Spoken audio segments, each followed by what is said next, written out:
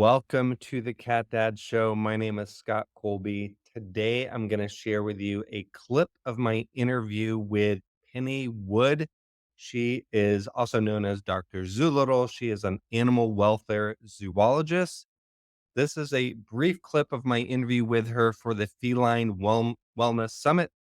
You can hear the full interview as well as with 20 other feline wellness experts over at felinewellnesssummit.com. You can grab a free ticket there.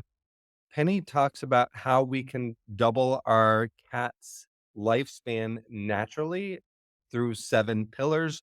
So, this clip will give you an introduction to that as well as things that we as cat parents may be doing inadvertently to shorten our cat's lifespan. Again, if you want to hear the entire interview where she shares the full 7 pillars, go to felinewellnesssummit.com and tune in there. But for now, enjoy this clip.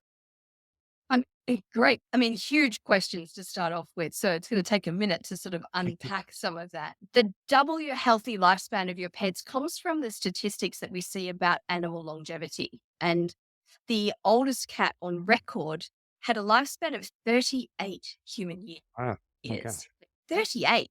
Yeah. Like we see a cat getting to 20 and we sort of get a round of applause going, which is great. I mean, don't get me wrong, that's fabulous.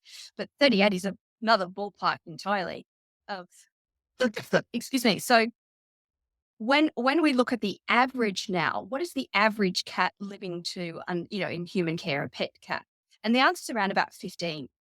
It varies, of course, but this is the average.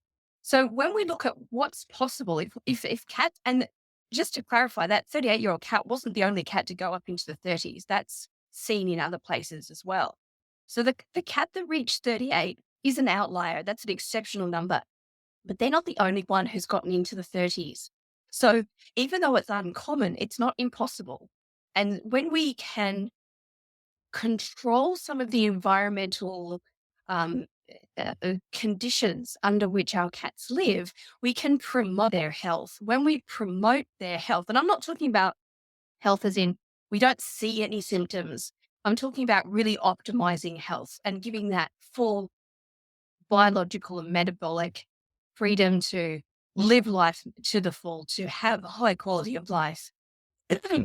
When we do that, we not only improve quality of life in that particular moment, but we also push into the future, the date where diseases start to take an effect. We push into the future where cellular decline starts to have an impact on the body. We push into the future any kind of, you know, reduction in quality of life. So the two things go very much hand in hand.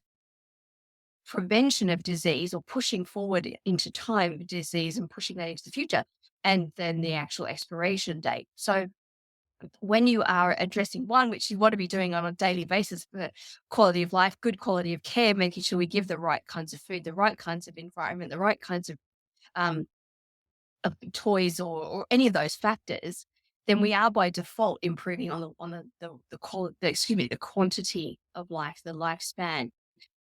So can we guarantee every cat is going to make it to 30? No, we can't do that. There are some genetic things at play, but in fact, the majority of a pet's health destiny, the majority of control over whether a cat is going to live a long lifespan or not, actually comes down to their lifestyle factors. The genetic play is around about 7%, which is really Mm. tiny when you think about. It means 93% ballpark is going to be in our control if only we knew what to do, right? That this is where I step in and say, well, this is what you can do in designing that care routine, that lifestyle, how you are looking after your cat to maximize the power or the effect of that 93% control so that then we do have that positive effect of a longer lifespan and higher quality of life. Yeah, I love it. And I know we're going to get into the things that we can do to extend their lifespan. What is maybe the most common thing that pet parents are inadvertently doing that's shortening their cat's lifespan that they may not even know about?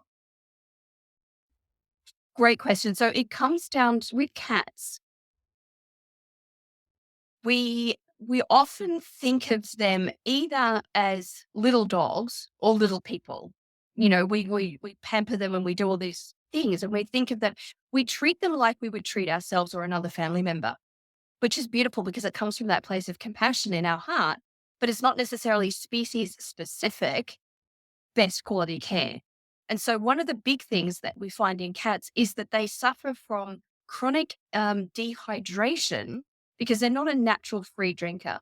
A dog will naturally free drink. You put a bowl of water in front of a dog and they'll gulp it up and splash it around the place, but most of it's going to go in and they're going to hydrate. If I get thirsty, I'm going to drink from my glass of water here. I'm a free drinker. Cats, typically speaking, are not good free drinkers. They can, right? And some of them will be very fond of doing that, but others will just be like, I don't do that, right? And so what happens in the wild, they get their moisture from their live prey. Well, they've just killed their prey. They're from their fresh prey. So Mhm. the moisture quantity of a mouse is about 72%.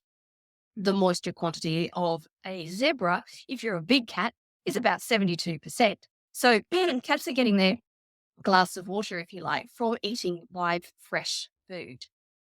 When we give them processed food, dry food, some kind of other food that isn't fresh, moist prey, cats can end up being in a state of chronic dehydration because they're just not getting that input of water that then regulates their whole body. And they need to be about 72% body water as well, right? So Mm. any animal has that ratio in their body. So chronic kidney disease arises from the kidney having to work too hard, too much, too long.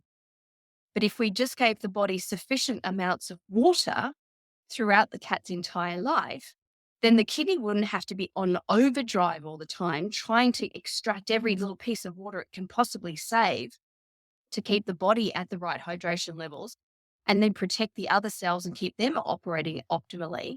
So it would operate on a kind of the status quo level of work, right? Every organ is operating on the same level. And so now we have prolongation of that organ's health because we have enough water in the cat. So I always like to say to people, make sure that if you're not giving a raw species appropriate diet, then at least what you're doing is adding extra water into the food bowl. So as they're taking their food, they're getting their moisture the way that they would in the wild.